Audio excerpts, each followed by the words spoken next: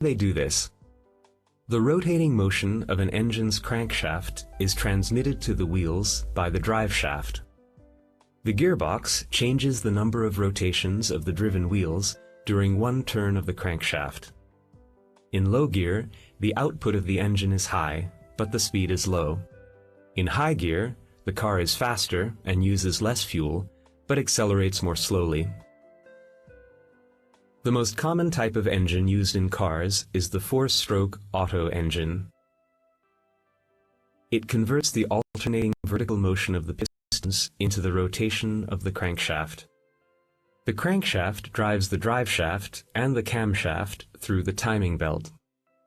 The camshaft operates the valves which ensure fuel intake and the expulsion of exhaust gases through a coordinated rhythmic opening and closing. The first stroke is intake. The piston moves downwards, decreasing the pressure in the cylinder. The intake. The second stroke is compression. Both the intake and the exhaust valves are closed then. The momentum of the crankshaft and the counterweight causes the piston to move upwards, compressing the mixture of air and fuel, and thereby increasing its temperature. The third stroke is the power stroke. The spark plug ignites the compressed, heated mixture of fuel and air. The explosion pushes the piston down, and the exhaust gases are expelled.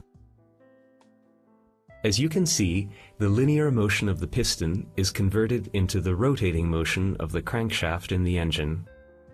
The energy necessary to move the piston is provided by the combustion of fuel. The fuel used in the four-stroke Otto engine is petrol. An important attribute of petrol is the octane number. The higher it is, the higher its boiling point.